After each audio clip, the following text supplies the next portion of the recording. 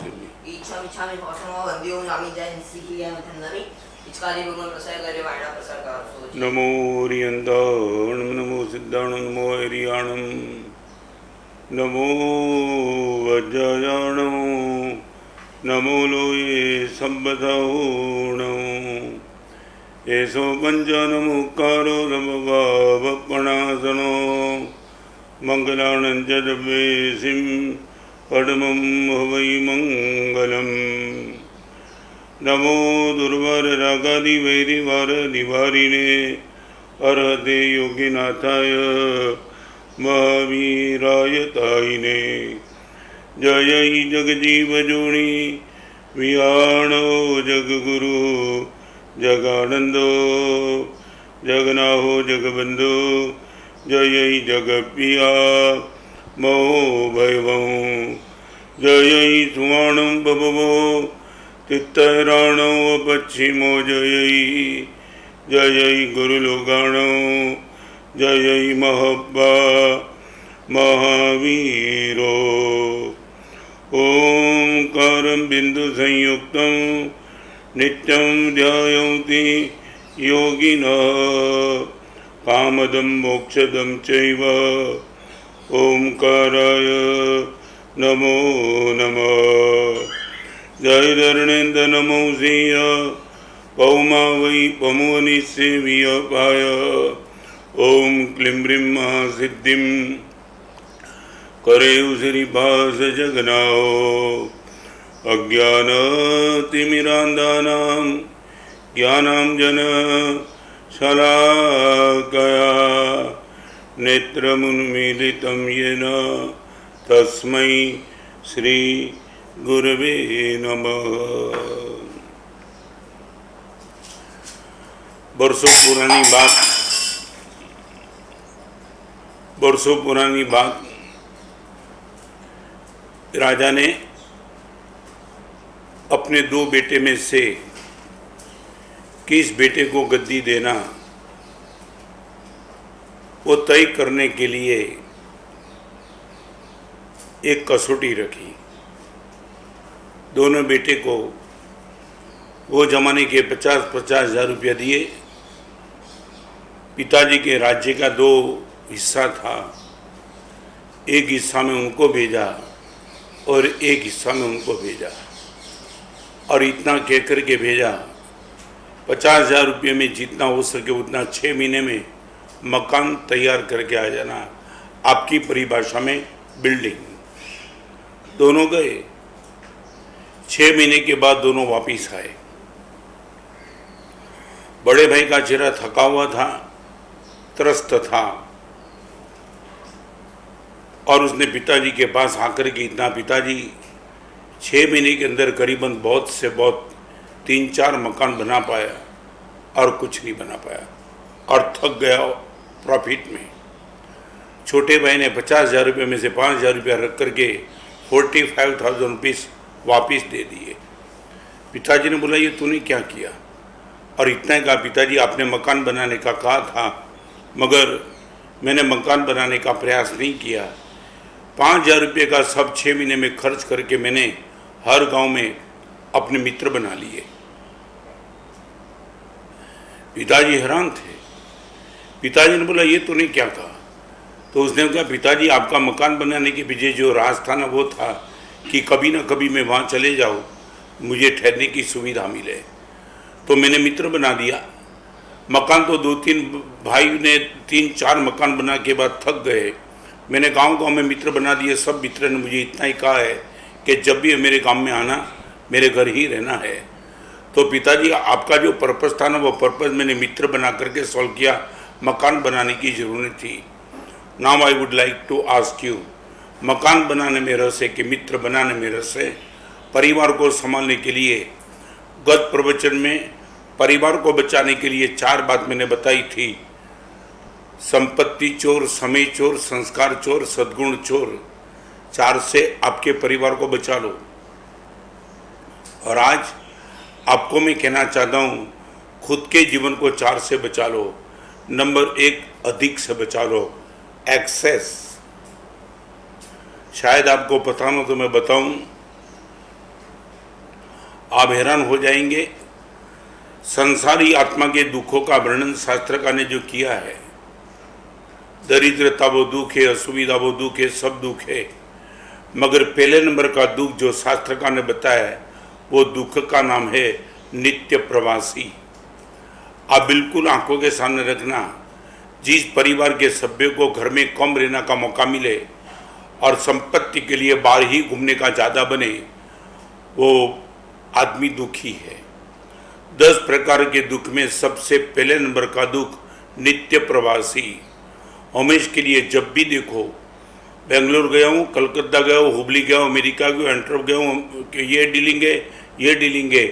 घर में रहने का मौका जिसको कम मिलता है और बाहर ही घूमने जिसको पड़ता है, उनके लिए शास्त्रकार ने लिखा है ये सबसे 1 नंबर का दुख है। गरीब आदमी को तो समझ में आता है, उनकी रिक्वायरमेंट पूरी नहीं होती है इसलिए उनको बाहर रहना पड़ता है, मगर रिक्वायरमेंट ख़त्म, डिज़ायर ख़त्म और एंडलेस डिज़ायर। मैं आपको पूछना चाहता हूँ, शरीर में चर्बी न हो तो आदमी मर जाए, शरीर में यदि चर्बी नहीं हो तो आदमी मर जाएगा, मगर चर्बी भी ज़्यादा बढ़ जाती है तब डॉक्टर बोलते हैं डैमेज ये कंट्रोल करो, नहीं तो आपके शरीर को तबाह कर देना। मैं आपको ये कहना चाहता हूँ, एक छोटा सा प्रश्न का जवाब आपसे चाहिए। मैं मानता हूँ वहाँ तक मुझे मालूम है कि आपसे जवाब नहीं मिलने वाला है, फिर भी मैं पूछना चाहता हूँ।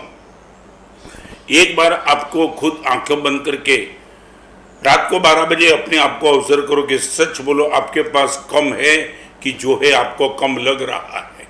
रिपीट, पैसा कम होना अलग बात है और पैसा कम लगना बिल्कुल अलग बात है। कम होता है उनको तो हम थोड़ा देख करके पर्याप्त कर देते हैं, मगर जिसको कम ही लग रहा है, आप क्या मानते हो? भले आपको शायद विश्वास नहीं बैठे, मगर राजगृह में रहने वाला एक मम्मन सेठ महाराजा श्रेणी भी जिनको देख करके, जिनकी आँख को, जिनकी समृद्धि को देख करके महाराजा श्रेणी की आँख भी शर्म से चूक गई। ये आदमी मेरे पूरे मगध का साम्राज्य में यदि उनको दे दूँ तो भी इनके बेल का एक श्रृंग में नहीं बना सकता हूँ। और वो आदमी तेल और चोला खाता था। मैं रिपीट करना चाहता हूँ, नंबर 1, अधिक से बचो। और अधिक से बचने के पहले मैं आपको खुद को पूछना चाहता हूँ 3 चीज़, यदि आपके पास करोड़ों अब्जों रुपया होने के बाद 3 चीज़ आपके पास बची है तो मैं कहना चाहता हूँ यू आर किंग। 3 चीज़ मुझे बता देना। अनब सनब संपत्ति होने के बाद आपके पास प्रसन्नता बची है क्या? हैप्पीनेस। आप ये बोलते गुरुदेव चाहे कितनी भी क्राइसिस आ जाए, एट एनी कॉस्ट मेरी प्रसन्नता गुरुदेव कभी भी डिस्टर्ब नहीं होती है। करोड़ों का लॉस हो, करोड़ों का प्रॉफिट हो, अनब सनब कुछ भी हो जाए, मेरी प्रसन्नता। मैं आपको पूछना चाहता हूँ, पैसा बढ़ने के बाद आप दावा के साथ बोल पाएंगे आपकी प्रसन्नता मन की बढ़ी है? नंबर 2, आपका प्रेम बढ़ा है क्या? आप एक्सेस की बात करते हो, आप मुझे बता दो गुरुदेव एक्सेस में नहीं जाएंगे तो सिक्योर क्या रहेंगे? आप ये मानते हो कि पैसा बढ़ने से आपकी सिक्योरिटी होगी? आप भूल जाओ, कच्छ के भूकंप ने सब कुछ दिखा दिया था। लाखों करोड़ों रुपया रखने वाले भी जो भूकंप, एक प्रकृति का तूफान आया ना, और आज अरे कच्छ के भूकंप की बात छोड़ो, आज कोरोना की भी बात करो ना। ये अनब सनब संपत्ति ने आपको कोरोना से बचाया है, आप दावा के साथ कह नहीं पाएंगे। फिर से मैं रिपीट करना चाहता हूँ, पैसा बढ़ने के बाद मैं मेरी बात बताना चाहता हूँ। जब दीक्षा ली तब तक तो कुछ था नहीं। दीक्षा के 33 साल से गुरुदेव की कृपा से प्रवचन शुरू किया और प्रवचन शुरू करते करते आज 50 साल तक प्रवचन चलता है। प्रवचन 50 इयर्स स्टिल, और भगवान की कृपा अब से भी प्रवचन चालू ही रखता हूँ। मगर मैं दावा के साथ कहना चाहता हूँ, इतने प्रवचन के बावजूद, इतनी किताब लिखने के बावजूद, इतनी पब्लिसिटी के बावजूद, हजारों किलोमीटर के बिहार के बावजूद भी मैं दावा के साथ कहना चाहता हूँ मेरी प्रसन्नता बढ़ती चली है, 1% भी कम नहीं है। आप इतना बोलो, बैंक बैलेंस बढ़ने के बाद आपकी प्रसन्नता 100% बढ़ती चलती है, आप दावा के साथ बोल दो। और यदि मैं कहना चाहता हूँ आपकी प्रसन्नता कम होती चलती है, प्रसन्नता डिस्टर्ब होती है, क्लेश बढ़ते हैं, संक्लेश बढ़ते हैं। रिपीट, अधिक संपत्ति 2 चीज देती है, क्लेश और संक्लेश। मन में संक्लेश और वचन में क्लेश। यदि दो ही आउटपुट है तो मैं पूछना चाहता हूं फिर तुम किसके लिए भाग रहे हो, किसके लिए? कोई भी आदमी आपको मिले बस क्लेश संक्लेश, क्लेश संक्लेश, क्लेश संक्लेश, पेमेंट डूब गया तो संक्लेश, क्या लेकर के बैठे तुम? अब ये मत मानो कि भगवान अधिक के विरुद्ध में, मगर ये मैं कहना चाहता हूं कि इसके लिए नंबर एक आप चेक करना, अधिक के चक्कर में तुमने ये 3 चीज का बलिदान नहीं दिया। मैं तो आपको ये पूछना चाहता हूं, एक आदमी आपको ऐसा मिला जिसने आपको बोला ये सोने की बनी हुई फ्रेम है, सोने की प्योर गोल्ड 14 कैरेट्स, और आपको वो मुफ्त में देने के लिए तैयार है, मगर एक बात करता है, मैं चश्मा तुम्हें मुफ्त में देता हूं मगर सौदा इसलिए करूंगा आपको बदले में आंख देनी पड़ेगी। मैं आपको पूछना चाहता हूं, आंख देकर के सोने का चश्मा यदि मिलता है तो तुम एग्रीड हो क्या? सोने का चश्मा चाहे हो को नहीं हो, लकड़े का चश्मा न भी हो, अरे चश्मा न भी हो तो एक बार चल जाएगा, आंख तो होनी चाहिए। तो आपके जीवन की 3 आंख है जो भगवान महावीर ने बताई, वो 3 आंख की बात करना चाहता हूं। नंबर 1 आपकी प्रसन्नता, वो आपके जीवन की आंख है। नंबर 2 प्रेम। आप दावा के साथ बोल सकेंगे कि आपके परिवार के साथ आपका प्रेम पैसे बढ़ने, मैं दुनिया की बात नहीं करना चाहता हूं। रास्ते में जो अपरिचित आदमी मिलते हैं उनके साथ तुम्हारा प्रेम बढ़ते चला, वो नहीं पूछना चाहता हूं। आपके परिवार के बीच में पैसा बढ़ने के बाद प्रेम बढ़ा, भाई के बीच में, पिताजी के बीच में, माँ के बीच में, चाचा के बीच में, जो भी आपके रिलेशन वाले थे उन सभी के बीच में आपको लगता है हमारा प्रेम बढ़ता चलता है? गुरुदेव सच बताऊं, तुम्हारी प्रेम की बात तो छोड़ो, अधिक पैसे वाले को तो अधिक पैसे वाले की मैं खुद इनका गवाह हूं। कभी कभी ज्यादा पैसे वाले को गुरुदेव भी बुलाते ना, वो डर जाता है। गुरुदेव, मैं दुनिया की बात नहीं करना चाहता हूं, कोई गुरुदेव ने बुला दिया तो भी उसके मन में सबसे पहले डाउट आता है हमारा सब पैसे तो नहीं मांगेंगे। ये तुम्हारा पैसे का पाप, तुमने जिस गुरुदेव ने लाखों करोड़ों रुपया छोड़ करके दीक्षा ली, पूरी जिंदगी भर तो तुम्हारे पैसों को छूने के लिए तैयार नहीं है, और वो गुरुदेव ने भी तुम्हें याद किया, सबसे पहले तुम्हारे मन में आता है गुरुदेव मेरे से पैसे तो नहीं मांगेंगे। ये तुम्हारे पैसे का पाप, जिस गुरुदेव को लेकर के तुम सदगति में जाना चाहते थे, परम गति में लेना चाहते, जिस गुरुदेव को भगवान महावीर परमात्मा ने कल्याण मित्र का है, और वही गुरुदेव आपको बुलाते हैं, तब आपके मन में सबसे पहले यह भाव आता है कि पैसे का काम तो नहीं होगा। नंबर 1 प्रसन्नता, नंबर प्रेम, और नंबर 3 पवित्रता। Happiness, love and purity. आप ये बोलो गुरुदेव अनब सनब पैसा बनने के बाद सच बताओ क्या हुआ? मैं बंबई की बात बताऊं, सूरत की बात बताऊं और अहमदाबाद की बात बताऊं। एक समय था बंबई में गौड़ी जी टॉप पे चलता था। अब बंबई में किसी को भी वर्षों पहले जब मेरी दीक्षा नहीं हुई तब मैं जाता था ना, गौड़ी जी कमाल, पार्श्वनाथ भगवान का मंदिर, शांतिनाथ भगवान का मंदिर, आदिश्वर भगवान का मंदिर, पागल पागल बन जाते थे। जैसे कोई बंबई में आया वो गौड़ी जी जाता था, 5 मंदिर का दर्शन करके तृप्त हो जाता था, और एक एक मंदिर हाउसफुल जाता था। पैसा बढ़ने के बाद वो एरिया में रहने वाले सब कुछ ने पैसा बढ़ने के बाद वो एरिया छोड़ दिया। वो एरिया छोड़ने के बाद सब गए बालकेश्वर, कोई जू गया, कोई बालकेश्वर गया, कोई 3 बत्ती गया, कोई बैंडस्टैंड गया, कोई मलबार हिल गया, सिपाल नगर, चंदनवाड़ा, अशोक सम्राट, सुलसा, सब बिल्डिंग बहुत बहुत बड़े बड़े बन गए, हर जगह मंदिर भी बन गया।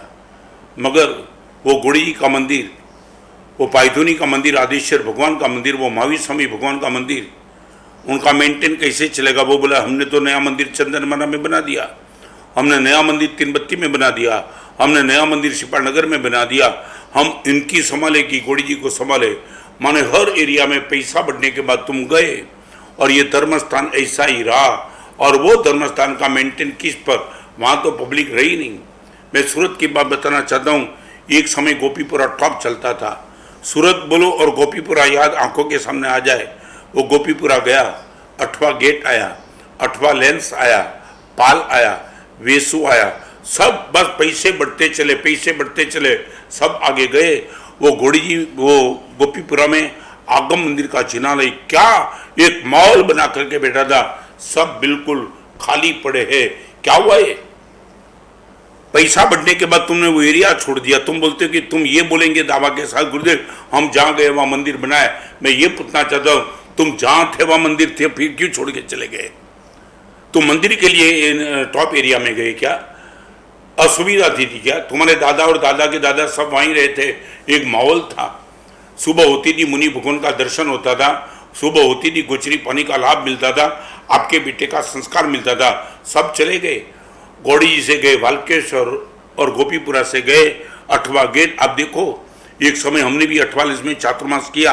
आज धीरे धीरे वो घर कम उतरे, करोड़ों रुपए का, बस करोड़ों रुपए का टावर बन रहा है, वो टावर में जा रहे हैं। और यही स्थिति अहमदाबाद की बनी। पोल में क्या है? अहमदाबादी पोलो इतनी संपन्न थी, एक एक मंदिर को देखो तो तुम्हारी आंख हर्ष से परिप्लावित हो जाए। क्या पुराने समय में मंदिर बना था, सब मंदिर रहा ऐसा ही। शिखरबंदी मंदिर, करोड़ों रुपए के खर्च का बना हुआ मंदिर ऐसे ही रहे, और पब्लिक निकलते चली। और वो सब गए सोसाइटी में चले गए, चाहे वो जैन सोसाइटी, जैन नगर, जो कुछ भी हो, मगर पूरा का पूरा अहमदाबाद खाली हो गया। अहमदाबाद खाली, सूरत खाली, मुंबई खाली, टॉप क्लास का एरिया खाली, due to only excess money. तो मेरे पैसे ने तुम्हें क्या कराया? आपको बताऊं मैं, हमारे मां उपदेशमाला नाम के ग्रंथ में धर्मदास गणि जी महाराज ने 4 कोटेशन लिखे, आपकी आंखों के सामने रख देना। हमारे में एक शब्द लिखा है धर्मदास गणि महाराज ने कि श्रावक रहेगा तो कहां रहेगा। 4 कंडीशन रखी है। जहां प्रभु का मंदिर होगा, जहां साधर्मिक होंगे, जहां मुनि भगवान की स्थिरता होगी, और जहां सुपात्र दान का रोज लाभ मिलता होगा।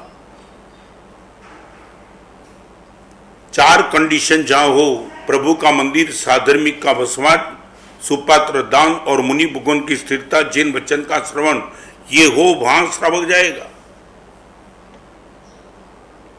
आपकी पवित्रता का मैं एक बार बताना चाहूंगा। भगवान चाहे कितने भी ताकत वाले, अपेक्षा से मैं कहना चाहता हूं, भगवान मौने गुरु बोलते हैं।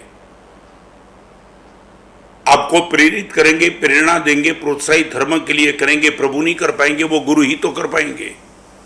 और मैं आज आपकी बात बताना चाहता हूं, हर एरिया में जहां जहां टावर पैदा हो गया ना, वहां हर एरिया में टावर में प्रभु का मंदिर हो गया, गृह मंदिर हो गया, नीचे गैरेज में मंदिर बना दिया।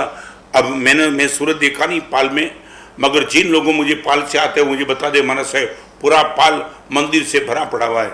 मैं मंदिर का विरोधी नहीं हूँ, प्रभु के दर्शन बंधन के लिए तो हम लालायित थे, मगर हुआ क्या, हर टावर में मंदिर होने के बाद दर्शन करके पूजा करके निकल जाने वाले उपास्य में जाना करीबन बंद हो गया। गुरु भगवान के बाद जाना बंद, गुरु भगवान का पहचान लेना बंद, गुरु भगवान का प्रवचन सुनना बंद, जीवन के लिए प्रेरणा देने का बंद, सब तुमने बंद कर दिया। गुरुदेव मुझे पूछते हैं, हमारे साहब हम भले ही दूर गए मगर मंदिर तो हमने बना दिया है, उपास्य का क्या?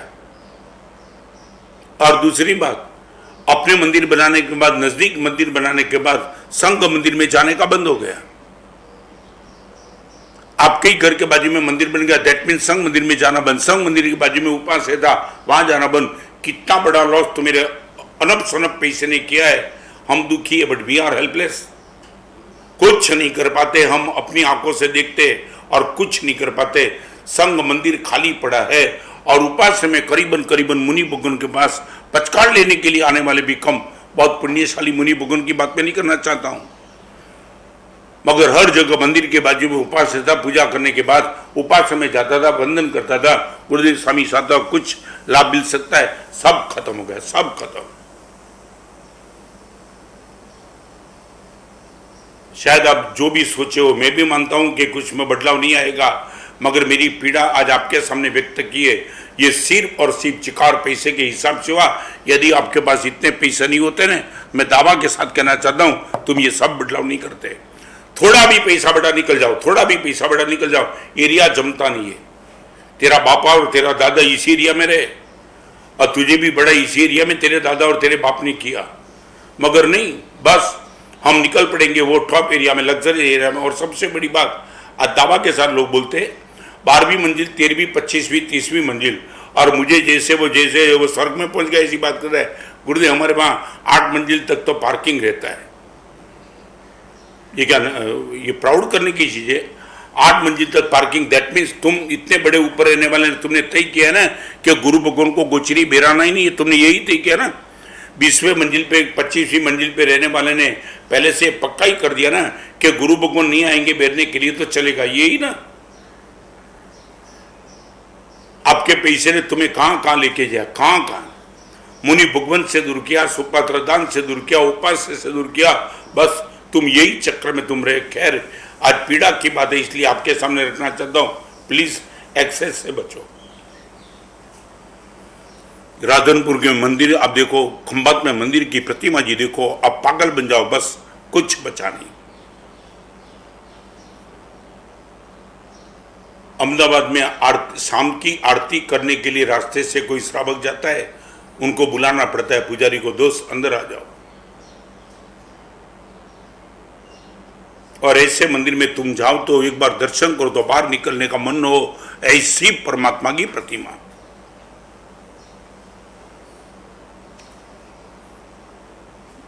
ये व्यवस्था टूट गई हमारी, और तुमने कभी हमें भी तो नहीं पूछा। मना से भी सीरिया छोड़ के वहां जाना चाहता हो, तुमने कभी नहीं पूछा। खैर आपकी इच्छा।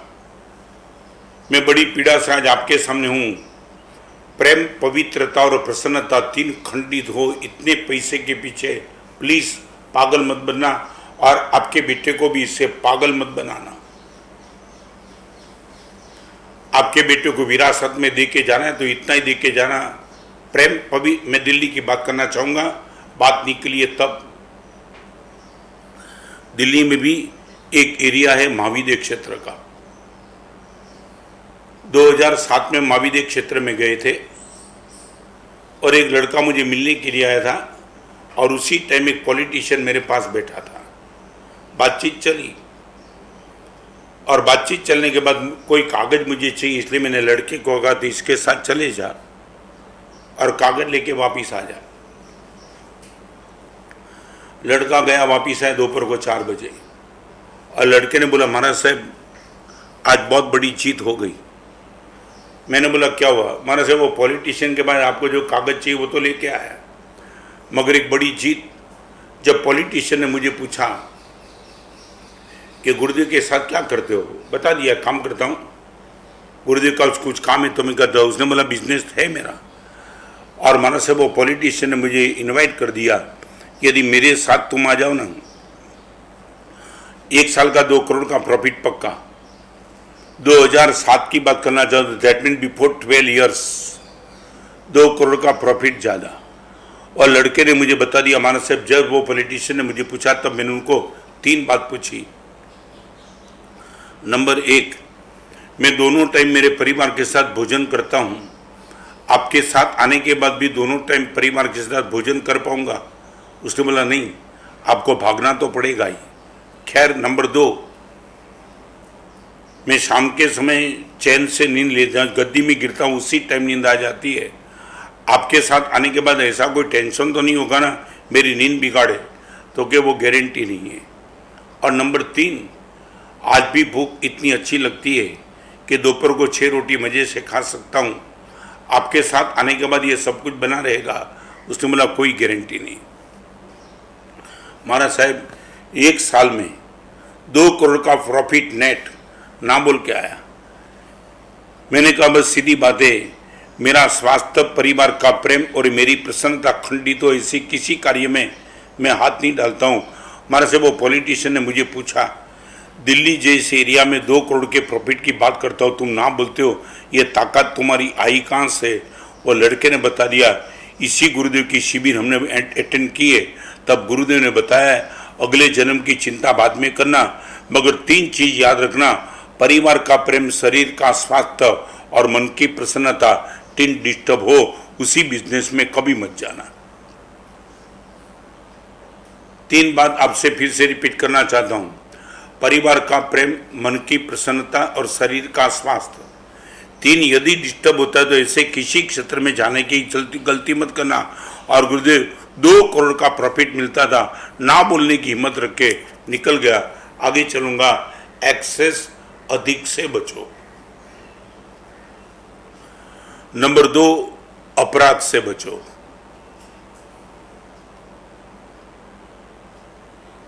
No excess, no crime.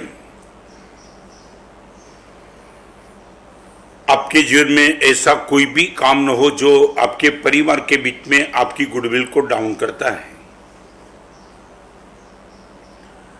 आपका बेटा, आपकी पत्नी, आपके माँ, आपका पिताजी, आपका भाई, आपकी भाभी, तूने ये कर दिया। ये अपराध की मानसिकता जीवन में कभी नहीं चाहिए, नेवर। मैं एक बात बताऊं, कभी कभी प्रवचन में बोलता हूं मैं, ऐसा पैसा कभी मत बनाना जब आप बीमार हो जाओ ना तो आपका बेटा डॉक्टर के पास न जाकर के वकील पर का चला जाए। समझे जो मैं कहना चाहता हूं? इतने पैसे कभी मत बनाना कि आप थोड़े बोलेगी ब्रेन अटैक आया है, हार्ट अटैक आया है, और आपका बेटा डॉक्टर के पास न जाकर के पहले वकील के पास चला जाए। ऐसे पैसे कभी मत बनाना। मैं ज़्यादा क्लैरिफिकेशन नहीं करता हूँ, तुम सब समझ गए कि डॉक्टर के पास जाएंगे तो बाप बच जाएगा, वकील के पास जाएंगे तो विरासत में थोड़ी साइन करा ले जाने के पहले। आप दावा के साथ फिर से रिपीट करना चाहता हूँ, दुनिया की दृष्टि में आपकी जो भी छवि है वो आपके परिवार की दृष्टि में आपकी छवि, आपका पूरा जीवन क्राइमलेस, ऐसा कोई भी। हमारे वहां शब्द लिखा है, हमारे वहां दीक्षा भी उनको ही देना लिखा है जो अपराधी नहीं है, राज अपराधी। आप एक बार खुद के जीवन को चेक करो। मैंने वर्षों पहले साइन वाले किरीट भाई मिले थे, ऐसी बात हुई। फिर तो कई ऐसे आज के ज़माने भी ऐसे भाग्यशाली है। और मेरा सिर्फ एक दिन ऐसी बात निकली तो मैंने कहा कि तुम करोड़ों रुपए का टर्नओवर करने वाले, आपके घर में कभी 50,000 लाख रुपए का तनख्वाह वाला मेहमान आता है, तुम डर जाते हो। मेहमान समझे ना? हाँ, वो भाषा तुम्हें पता है। जिनकी सैलरी 50,000 रुपया, लाख रुपया से ज़्यादा है नहीं, वो जैसे आते, जैसे मुनि भगवान को बोलते हैं ना, आओ आओ पधारो पधारो, ऐसे तुम खड़े हो जाते हो। आइए, क्या लेंगे? ठंडा लेंगे, गर्म लेंगे? अरे है कौन वो? करोड़ों का टर्नओवर करने वाले तुम, और 1 लाख की सैलरी जिनकी है वो यदि तुम्हारे घर पे आता है, तो मेरे ऑफिस पे आता है, गाड़ी में आता है, टाई शूट पहन के आता है, और तुम इनका स्वागत करते हो, बैठो क्या लेंगे? और वो भी समझ जाते हैं, तुम भी समझ जाते हो, और तुम इनसे निपटाने के प्रयास में लगते हो, हाथ पैर जोड़ते हो, देखो ऐसा ये वैसा ये। एक काम करो, चलो अंदर कमरे में चलो। क्यों कमरे में चलना है? सामायिक करना है। कमरे में ले जाते हो और उनको बोलते हो सेटलमेंट कितने में करना है, सेटलमेंट कितने में करना है। मैं सच बताऊं, मैंने ऐसे लोगों को देखे, 5 करोड़ की पेनल्टी भरनी थी, वहाँ 2 करोड़ में सेटलमेंट हो गया। मैं रिपीट करना चाहता हूँ, 2 करोड़ में सेटलमेंट। और सेटलमेंट करने के बाद मेरे पास आकर के बोलता है, हमारे साहब सस्ते में निपट गया। ऐसे लोगों को 2 करोड़ देने के बाद बोलते हैं सस्ते में निपट गया, और किसी धर्म संस्था में 2 लाख से 3 लाख देना पड़ता है, बोलता है कि फोर्स नहीं करना चाहिए हमारे साहब, यथाशक्ति यथारुचि धर्म करेंगे। ये ज्यादा क्यों? 2 करोड़ में निपटने के बाद बोलता है वो सस्ते में निपट गया। वो किरीट भाई को मैंने पूछा ना, किरीट भाई ये क्यों? ये नौकरों से डरने की जरूरत क्या? तुम तो मालिक हो ना, तुम तो सेठ हो ना, नौकरों से डरने की जरूरत क्या थी? एक बार ठान लो, दुनिया में एक बार ठान लो कि गुरुदेव 1 नंबर का बिजनेस करेंगे और मर्दांगी से रहेंगे, तब से एक तय कर लिया, आज से सब बंद। और बंद करने के बाद जब से ही ये शुरू कर दिया है, कभी साइन के रहने वाले कभी जाके मिल लेना, किसी के बाप का डर नहीं है, किसी के बाप का, चाहे 10 आ जाओ, चाहे 20 आ जाओ, 40 आ जाओ। मैं आपको बताऊं, आपके घर में 40 पुलिस आ जाए, डरने की क्या जरूरत? अपराध किया तो डरना है। 40 लोग आने के बाद बिल्कुल डर खत्म हो गया, क्योंकि गुरुदेव कोई गड़बड़ है ही नहीं, दुनिया की कोई ताकत कुछ पहले नहीं। हाँ ठीक है, मैं उनको खुश करके दे सकता हूँ, मगर वो कोई अपराधी पुरवार करके पैसे लेने की बात करता है, नॉट पॉसिबल एट ऑल। और सबसे बड़ी बात है, मैं रिपीट करना चाहता हूं, जिसके जीवन में क्राइम नहीं होता है उसके पास निर्भयता का सुख जबरदस्त रहता है। निर्भयता, नो फियर एट ऑल। कोई पाप ही नहीं किया है। मैं आपको बताऊं, जो बिन टिकट बैठता है ना, बिन टिकट, वो जब से बैठता है तब से नहीं उतरता है स्टेशन पे तब तक। स्टेशन पे कोई भी आदमी आता है उसमें उसको टीसी का दर्शन होता है। ट्रेन में कोई भी चढ़ा, ए टीसी आया, ए टीसी आया। अरे एक टीसी से डरना अलग बात है, और वो भी टिकट लेकर के बैठो। डर ही किसके बाप का है, आने दो। मैं बताऊं, टिकट लेकर के बैठता है वो असली टीसी से भी नहीं डरता है, और बिना टिकट वाला चाय वाले से भी डरता है। शायद टीसी होगा, कपड़े बदल के आया होगा, अरे क्या लेकर के बैठा है। मैं आपको पूछना चाहता हूं, आपके पास एक लड़का था, छोटी हाइट वाला था, बॉम्बे सेंट्रल से बैठा, और हाइट छोटी थी, और बाप ने आधी टिकट निकाली। उम्र तो हो चुकी थी मगर हाइट छोटी थी, और बाप ने बेटे को बोला, देख बेटा बोलना मत, बीच में टीसी आ जाए, हम जाते बम्बई से अहमदाबाद, मगर बोलना मत टीसी को, मेरी उम्र इतनी हुई, हाइट इतनी छोटी है, आधी टिकट में चला जाएगा। और लड़के ने बोला ठीक है, और ट्रेन चली, लोकल ट्रेन, गोलबड़ आया, और बेटे ने पापा को बोला, पापा चीकू दो।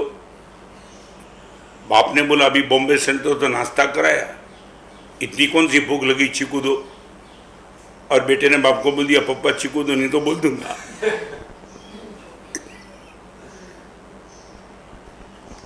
किसको बोलना था? टीसी को। ब्लैकमेल करने लगा बेटा, पापा चीकू दो, नहीं तो बोल दूंगा। बाप को लगा ये शरारती निश्चित बोल देगा, चीकू दे दिया। और फिर सूरत आया, सूरत में बोला घारी दो। फिर बड़ौदा आया तो बोला चिवड़ा दो। बाप को लगा इसे तो अच्छा था टिकट पूरी ले ली होती तो अच्छा था। चीकू, घारी और चिवड़ा में सब पैसा निकल गया। मैं आपको ये पूछना चाहता हूं कि ये निर्भयता का सुख आपको चाहिए क्या पैसा का सुख चाहिए?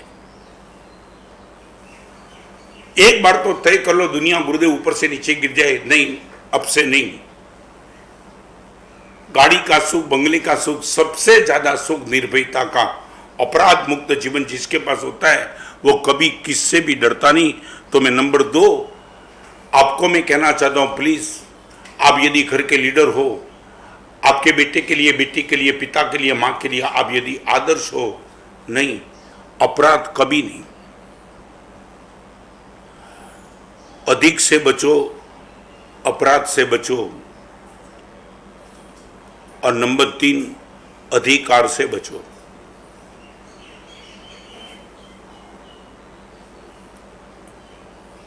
आज पूरा का पूरा परिवार सचमुच यदि टूट रहा है तो ड्यू टू अधिकार, माने दिस इज माय राइट। मैं मेरी बात बताऊं, अनंत उपकारी पूज्यपाद गच्छाधिपति जय गोस्वामी की पावन अनुज्ञा और आशीर्वाद से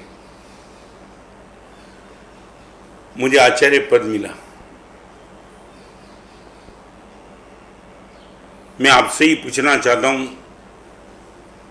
आचार्य पद मिलने के बाद बहुत कुछ राइट्स मुझे मिले।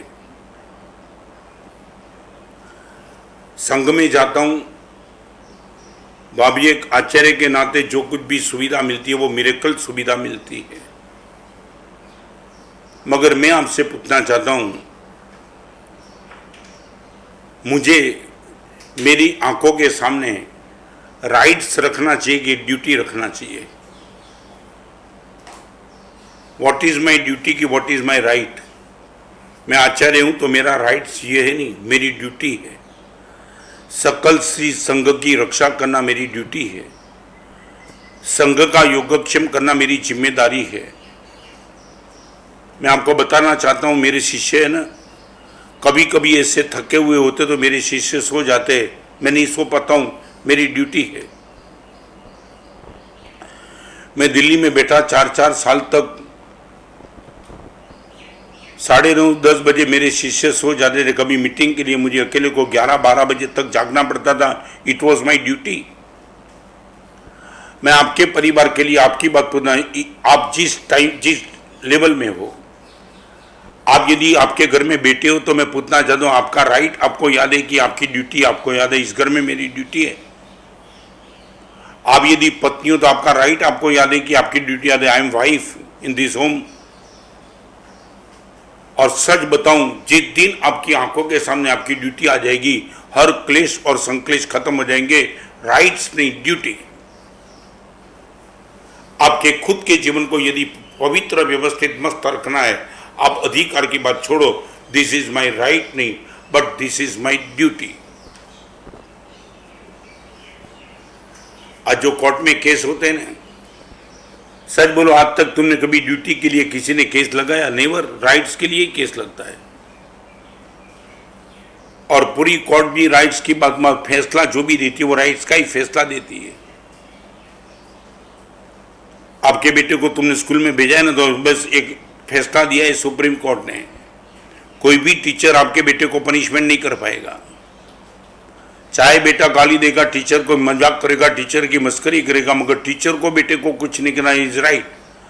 स्कूल में पढ़ने वाले लड़के के पास ये राइट है कि नहीं, उनको कोई पनिशमेंट नहीं करेगा।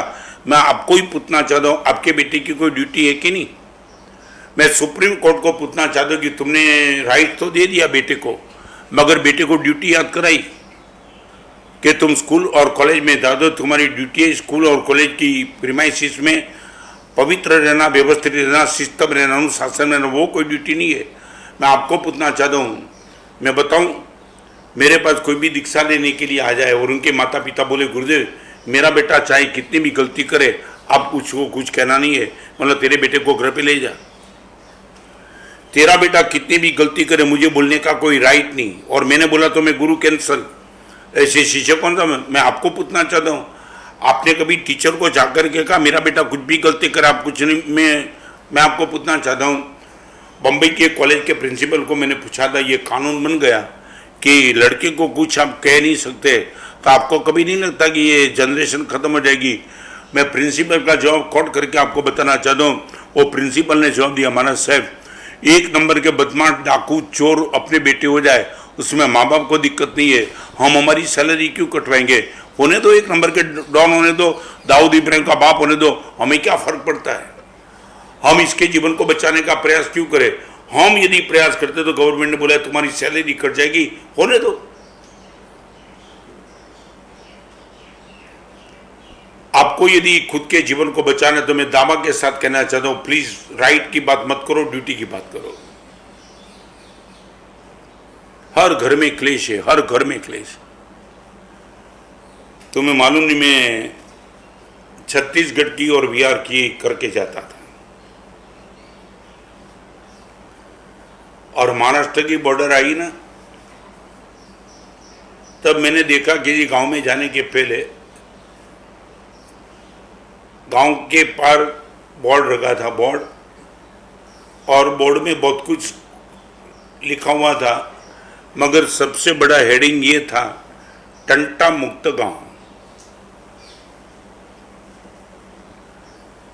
मैं पहली बार पढ़ा, मैं बोला ये टंटा मुक्त गांव कौन सा है? कभी कभी लगता है नाम होगा, तुम्हें भी कभी आपकी जो नई जनरेशन है उनको कुछ पता नहीं है। पुराने जमाने में जो नाम थे वो समझा क्या क्या क्वालिटी कुछ आई होगी नई। तो टंटा मुक्त गांव पढ़ के मैं अंदर गया तो मैंने पूछा ये है क्या? मैं बोला ये टंटा मुक्त गांव किसके लिए लिखा है? महाराज साहब ये गांव की एक विशेषता है, 5000 की आबादी है महाराज साहब, गांव में कोई टंटा फिसाद नहीं है, माने महाराज साहब कोई झगड़ा ही नहीं है, इस गांव में कोई पुलिस नहीं, इस गांव में कोई कोर्ट नहीं है। मैंने बोला क्या सच? हाँ महाराज साहब कोई नहीं। और ये टंटा मुक्त गांव होने के हिसाब से गवर्नमेंट की ओर से हर साल इस गांव को 15 लाख रुपए मिलते विकास के लिए, 15 लाख रुपीज पर ईयर। मेरी जिंदगी में साधु जीवन में पहली बार मैंने देखा टंटा मुक्त गांव। मैंने बोला कोई लड़के के बीच में कोई डिफरेंस ऑफ ओपिनियन? बस माना से 2-3 वडील है मेरे पास, इनके बाद चले जाते, वो फैसला दे देते, बात खत्म। झगड़ा पुलिस कुछ नहीं, न जेब काटना, न रैप, न किसी की मजाक मस्करी। 7000 का गांव पूरा का पूरा टंटा मुक्त गांव। मैं तो खुश हो गया। विहार करके दूसरे गांव में गया तो लाइनबद्ध टंटा मुक्त गांव करीबन 10-15-20 गांव ऐसे देखे जिस पर बोर्ड लिखा था टंटा मुक्त गांव। वो जो टंटा मुक्त गांव वाले तो अभी मेरे प्रवचन नहीं सुनते होंगे, और तुम जब सुनते हो ना, जब तुम जो भी सुनते हो ना, मैं आपको ही थोड़ा प्रेम से पूछना चाहता हूँ, वो टंटा मुक्त गांव था, आपके घर के बाहर बोर्ड लगा देंगे टंटा मुक्त घर। अब एक काम करो, सिर्फ आपके घर के बाहर बोर्ड लगा दो टंटा मुक्त घर। इस घर में कोई भी झगड़ा कभी भी नहीं होता है, न हुआ है और न होने वाला है। ये आपके घर का झगड़े का पता इसलिए नहीं चलता है कि घर का दरवाजा हमेशा बंद रहता है, और दरवाजा खटखटाता है, तुम ऐसे चेहरे के मुस्कान के साथ निकल दो जैसे 12वें देवलोक में रहते हो। सच बोलो, आपकी औकात है कि टंटा मुक्त घर आप लिख दो। हमारा घर, हमारा पूरा समुदाय अधिकार से नहीं चलता है।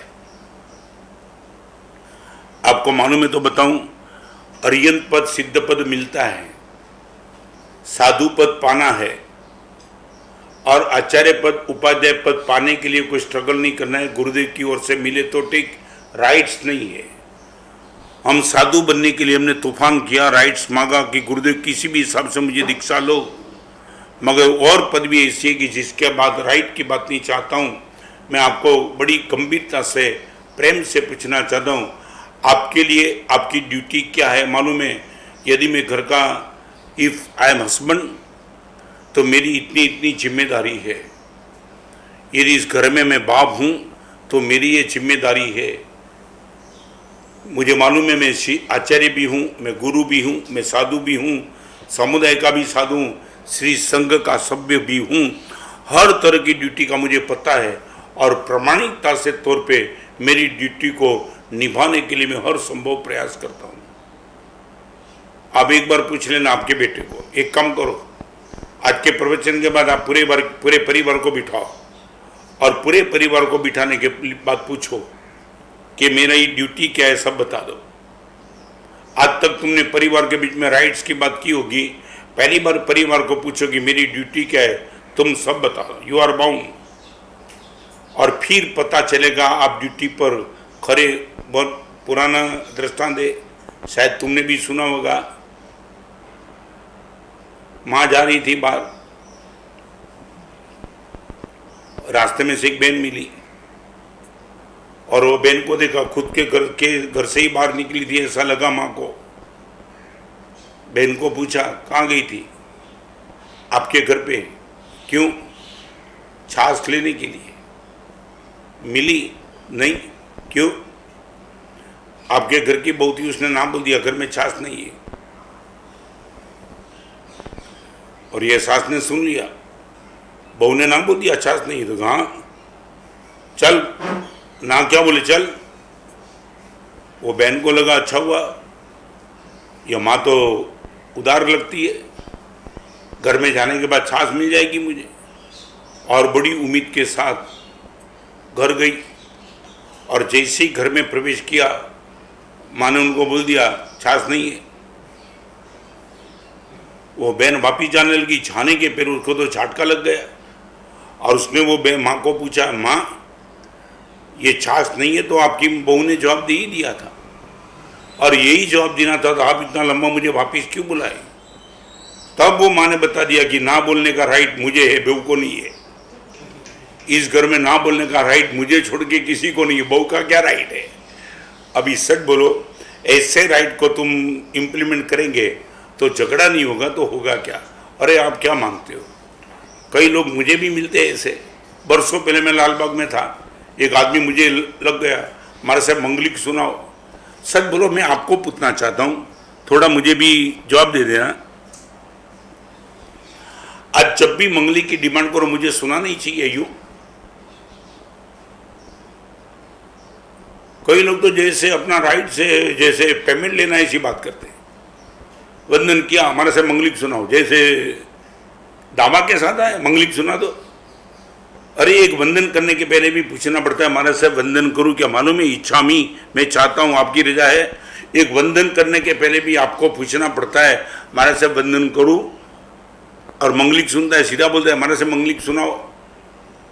सच बोलो, मैं पूछना चाहता हूं, मंगलिक सुनाना आपका राइट है क्या और मेरी ड्यूटी है क्या? और यदि आपने मंगलिक की डिमांड की और मैंने ना बोल दिया नहीं सुनाना चाहता हूं, सच बोलो, मेरे लिए तो मेरे मन में मानसिकता क्या रहेगी?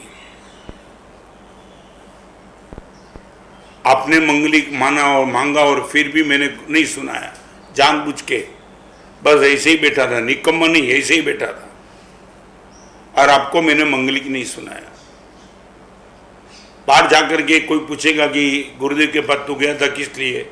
मंगलिक सुनने के लिए। उसने बोला क्या हुआ? गुरुदेव ना बोल दिया। सच बोलो, कमेंट कुछ नहीं करेंगे, मेरे लिए कमेंट नहीं करेंगे कुछ।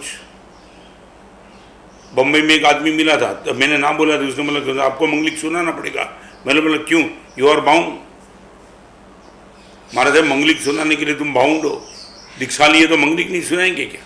अरे तेरे मंगलिक सुनाने के लिए दीक्षा लिए क्या? मगर कई लोग, मैं आपसे पूछना चाह रहा हूं, तुम जी चाहे तब मेरे से मंगलिक मांग सकते हो, मैं आपसे जी चाहे तब पैसा मांग सकता हूं? आपकी गाड़ी, आपका बंगला, सब कुछ टर्नओवर का मुझे पता है, और मैं बोलता हूं 5 लाख दे दे उसमें। महाराज साहब कुछ पूछो तो सही, भाव है कि नहीं, शक्ति है कि नहीं, रुचि है कि नहीं, सीधा मांग लेना।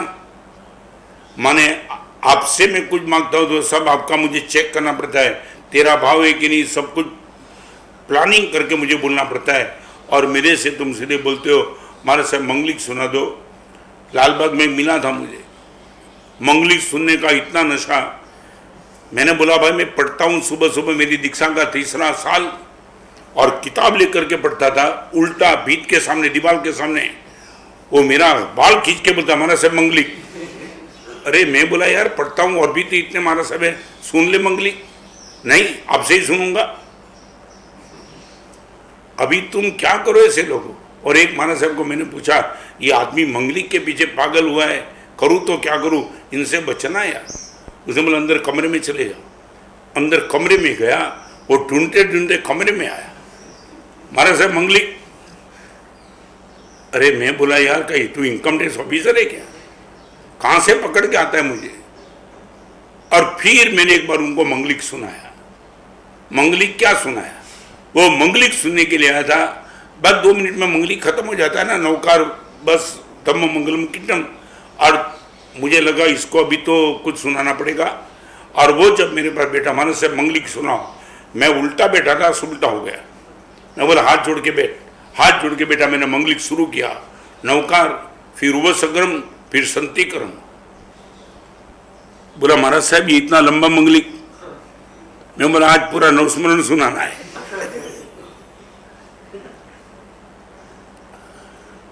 पूरा नवस्मरण, नवकार, उपसक्रम, संतिक्रम, तीजे पौ, नम्यून, अजित शांति। वो तो इतना हैरान हो गया, महाराज साहब छोटा सुनाओ। मैं बोला नहीं आज पूरा, आज हो जाने दे मंगलिक, मैं भी फ्री बैठा हूं। और तुम विश्वास नहीं कर पाएंगे, नव स्मरण पूरा करने के बाद गौतम स्वामी का राज सुना है। वो दिन से गया गया, कभी नहीं आया मंगली सुनने के। राइट से तुम्हारा एक वंदन करने के पहले भी आपको पूछना पड़ता है, महाराज साहब आपकी सम्मति हो, मैं वंदन करना चाहता हूं, यू नो राइट। विनंती, आप गोचरी की भी विनंती करते हो, महाराज साहब लाभ देशो जी। फिर से मैं कहना चाहता हूं, अधिक से बचो, अपराध से बचो, अधिकार से बचो। मैं आपको एक छोटा सा प्रश्न पूछना चाहता हूं, मुझे गंभीरता से जवाब देना। आपके बिजनेस के चौपड़े कोई भी मांगे तो आप दिखा देते हो, इनकम टैक्स ऑफिसर मांगे तो ही दिखाना पड़ता है आपको। राइट तो होना चाहिए ना। रास्ते में चलता फिरता कोई भी आदमी आपका चौपड़ा मांगे कि मुझे दिखा दो, आप बोलेंगे तेरी औकात है, यू राइट, घर पे चला जा। मैं एक छोटा सा प्रश्न पूछना चाहता हूं, आपके बिजनेस का चौपड़ा वही मांग सकता है जिनका राइट है, तो किसी संघ का चौपड़ा देखने का राइट संघ के हर सदस्य को। कोई भी मांग लेता है, मुझे दे दो चोपड़ा देखने के लिए। कोई गुडविल, कोई लायकात, कोई औकात, कोई आइडेंटिटी, कुछ नहीं। कोई भी 12 महीने में एक भी दिन परमात्मा के मंदिर में नहीं आने वाला भी ट्रस्टी से पूछता कि हमें चोपड़ा दिखा दो। मैं आपसे पूछना चाहता हूं, आज थोड़ी और भी बात करना चाहता हूं। आप जिस गवर्नमेंट रहते हो उस गवर्नमेंट में आपको रहने के लिए आपको टैक्स पे करना पड़ता है। विदाउट टैक्स पे आप रह नहीं सकते हो यहाँ। चलो वो बात छोड़ो, आप जिस अपार्टमेंट में रहते हो अपार्टमेंट भी मेंटेन के लिए आपको बहुत कुछ देना पड़ता है। Okay, I am right? तो आप मुझे बताओ, जिन शासन में रहने के लिए आपको टैक्स कितना दिया आपने? You are bound to give or not? स्वामीवाद सुलझता तो वहाँ भोजन के लिए जाना आपका राइट, प्रवचन मिलता तो प्रवचन में जाने का आपका राइट, प्रवचन में प्रवचन मिलती लेने का आपका राइट, उद्यान अंजनशाला का प्रतिष्ठा, अम्बेल खाता पाठशाला, जिन शासन की हर सुविधा को लेने का आपका राइट। तो टैक्स चुकाने की आपकी कोई जिम्मेदारी है कि नहीं? आई वुड लाइक टू आप, जिन शासन में आपने टैक्स कितना दिया? Tax compulsory, not voluntary. आप जिस अपार्टमेंट में रहते हो अपार्टमेंट में मेंटेन का खर्च आपको देना पड़ता है। इतना होने के बावजूद भी आपको देना पड़ता है। सोसाइटी में रहते हो, गुरुदेव मुझे देना ही पड़ेगा। अरे तूने ऑनरशिप पे फ्लैट ले लिया, अभी जरूर क्या नहीं गुरुदेव, रेंट देना तो पड़ता है। मैं आपको पूछना चाहता हूँ, जिन शासन में रहने के बाद आपने टैक्स कितना दिया? कंपल्सरी। माना साहब हर तरह की सुविधा में लेता हूँ जिन शासन से, I am bound to give tax. स्वामी वत्सल में जाना, प्रवचन में जाना, करोड़ का मंदिर बना उसमें जाना, उपासन में जाना, अंजनशाला का प्रतिष्ठा, बरोड़ा उद्यान, हर जगह जाना, प्रभाव नदी प्रभाव न लेना और टैक्स देने की बात आवे, मेरी इच्छा नहीं है। मैं ये पूछना चाहता हूं, आपको जिन शासन में रहने का राइट है क्या? कोई निकालने वाला नहीं है, मुझे भी राइट नहीं है। मगर आपने कभी खुद को ऑब्जर्वेशन किया? आप लायंस क्लब जाएं, जैसे rotary, bar association, medical institute, chamber of commerce, apartment, कहीं भी रहते हो, आपको खुद तो चुकाना पड़ता है। आप बोलो कि मुझे चुकाने की तैयारी नहीं है तो तुम्हें निकाल दिया जाता है। यहां रहना, इस संस्था में इतना चुकाना पड़ेगा। जैन शासन में रहने के लिए तुम्हें क्या चुकाना पड़ा?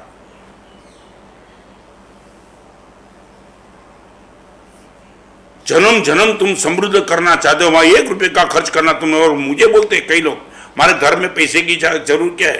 तुम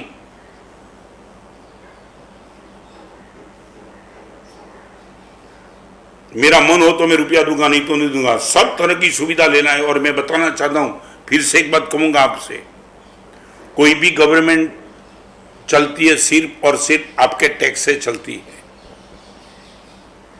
शरीर यदि भोजन से चलता है तो गवर्नमेंट टैक्स से चलती है। आपको हर तरह का एनवायरनमेंट यदि अच्छा मिलता है, रात को 12 बजे आपकी पत्नी के साथ जाते हो और आपकी पत्नी पर रैप नहीं होता है, वो क्रेडिट गवर्नमेंट को जाती है। वो पुलिस की व्यवस्था, वो हॉस्पिटल की व्यवस्था, हर तरह की व्यवस्था गवर्नमेंट करती है आपके टैक्स के पैसे से। वो पुलिस, ये कोरोना का माहौल, ये हॉस्पिटल, जो कुछ भी है वो कम ज़्यादा हो सकती है, कई चूक भी हो सकती है, मगर कोई भी गवर्नमेंट चलती है सिर्फ और सिर्फ आपके टैक्स से पैसे से। मैं आपको पूछना चाहता हूँ, क्राइम की तुम बात करते हो ना, तो मैं आपको पूछना चाहता हूँ, सच बोलो, आपको गवर्नमेंट की ओर से हर तरह की सुविधा चाहिए, तो मैं ये पूछना चाहता हूँ, आप ये चाहते कि गुरुदेव आपका प्रवचन रोज होना चाहिए, तो मेरा प्रवचन मेरे शरीर से होता है और मैं चाहता हूँ शरीर को गोचरी चाहिए तो आप गोचरी देते हो। गवर्नमेंट पैसे से, टैक्स से चलती है। सर बोलो, I would like to ask you, you are interested in tax pay? आपको मैं पूछना चाहूँ, टैक्स बचाना चाहते हो कि टैक्स भरना चाहते हो? और यदि आप टैक्स बचाना चाहते हो तुम अपराधी हो।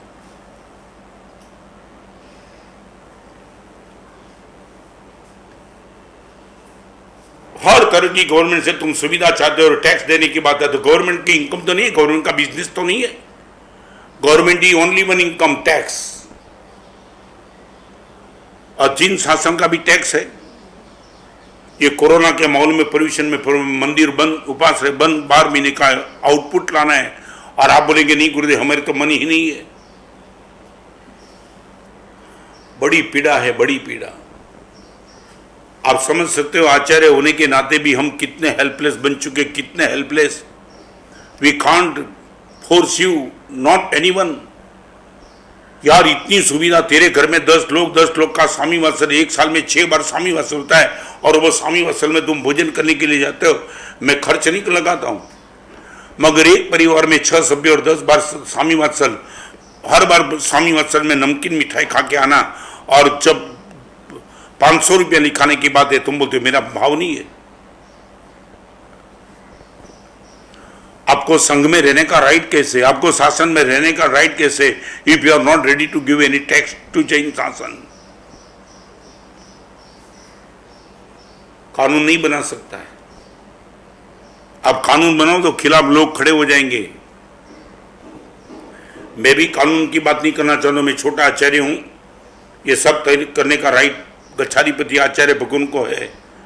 मगर आज आपके सामने आपकी मेंटालिटी यदि हो कि धर्म में तो पैसा देने का मन हो तो देंगे, बाकी नहीं देंगे, ये आपकी मेंटालिटी एक नंबर की गलत है। मंदिर में आकर के सब राइट की तुम बात करते, तुम्हारी कोई ड्यूटी नहीं है मंदिर के मेंटेन की। मंदिर का दर्पण बराबर नहीं है तो तुम आकर के ट्रस्टी को बोलेंगे तुम्हें अक्ल नहीं है, तुम दर्पण लाके नहीं रख सकते हो। हर जिम्मेदारी, दर्पण भी अच्छा लाने की जिम्मेदारी ट्रस्टी की है, मंदिर तेरा नहीं है।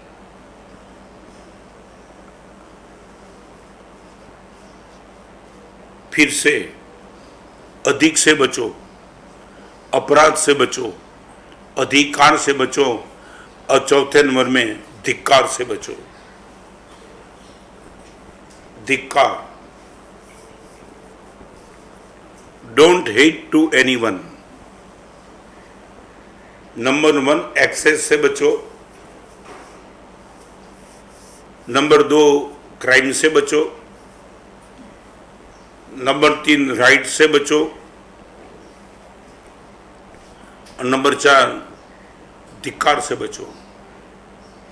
अधिक, अधिकार, अपराध और धिक्कार, यदि आप आपके परिवार को हाइट पे ले जाना चाहते हो, मैं सच बताऊं,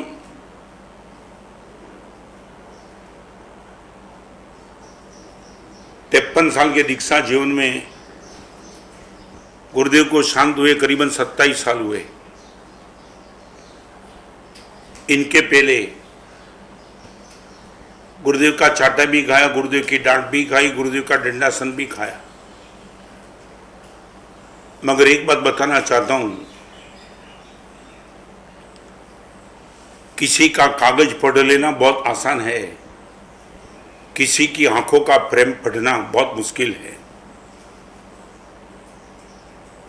किसी के कागज को पढ़ लेना बहुत आसान है, थोड़ी बुद्धि होगी, थोड़े तुम पढ़े लिखे होगे, कागज पढ़ लेंगे। मगर किसी की आंख का प्रेम वो पढ़ना बहुत मुश्किल है, बहुत मुश्किल। जिस शिष्य ने गुरु की आंखों का प्रेम पढ़ लिया, जिस बेटे ने अपने पिताजी की आंखों का प्रेम पढ़ लिया, जिस बेटी ने अपनी मां के आंखों का प्रेम पढ़ लिया, वो धन्य बन गए। गुरुदेव ने जब मुझे मारा था ना, तब भी मैंने दंडासन नहीं देखा, गुरुदेव की आंखों को देखा था। वो आंखों में 100% प्रेम था। मैं इसलिए कहना चाहता हूं, मार खाने वाला मैं जितना पीड़ित नहीं रहता था, इससे ज्यादा पीड़ित गुरुदेव रहते थे। और रात को गुरुदेव बुला के मुझे बोलते, रत्न सुंदर थोड़ा अच्छा बन जाना, मुझे तेरे पर कठोर अनुशासन न करना पड़े। धिक्कार भाव, आपको मैं बताऊं, धिक्कार भाव वो दूध में डाला हुआ एसिड है। रिपीट करूंगा, आपके परिवार के प्रति धिक्कार भाव, चाहे मां के प्रति, भाई के प्रति, भाभी के प्रति, पत्नी के प्रति, बेटे के प्रति, बेटी के प्रति, आपके हृदय का धिक्कार भाव वो दूध में डाला हुआ एसिड है। ऐसा फट जाएगा तुम पनीर भी नहीं बना पाएंगे। नींबू अच्छा पनीर बन जाएगा, एसिड डालने से पनीर भी नहीं बनेगा, दूध फेंक देना पड़ेगा। मैं आज आपको बड़े प्यार से कहना चाहता हूं, कम से कम उत्तम और उपकारी दोनों की आंख का प्रेम देख लेना। सारी दुनिया की बात मैं नहीं करना चाहता हूं, मगर दो कैटेगरी के लोग जो आपके सामने हैं, एक उत्तम और एक उपकारी, दोनों की आंखों का प्रेम देख लेना। आज मैं भी मेरे शिष्यों को कुछ कहता हूं, कठोर कहता हूं कभी, मगर शिष्य को कभी बुरा नहीं लगता है। आप विश्वास नहीं कर पाएंगे, मेरे शिष्य मुझे आकर के बोलते, गुरुदेव कुछ भी गलती हो तो कभी कठोर से कठोर शब्द में कहना, निगलेक्ट मत करना। जहां आज के जमाने में बेटा बाप की सुनने के लिए तैयार नहीं, वहां हमारे वहां अनुशासन है कि शिष्य खुद सामने आकर के गुरुदेव को बोलता है, गुरुदेव कहीं भी गलती हो मेरे पे करुणा मत करना, डांटना जितना हो सके डांटना, मेरे जीवन को कौन बचाएगा। मैं रिपीट करूंगा, परिवार को बचाना है, संपत्ति चोर, समय चोर, संस्कार चोर, सद्गुण चोर से बचाना। और यदि आप खुद को बचाना चाहते हो तो अधिक से बचो, अपराध से बचो, अधिकार से बचो और धिक्कार भाव से बचो। परिवार को लेकर के जो बात करनी थी वो बात मैंने कर ली। पर्वाधिराज पर्यूषण की मंगल आगमन शनिवार से हो जाएगा, तब से कैसी बात चलेगी। प्रवचन का समय 8:30 से 10 रहेगा रोज।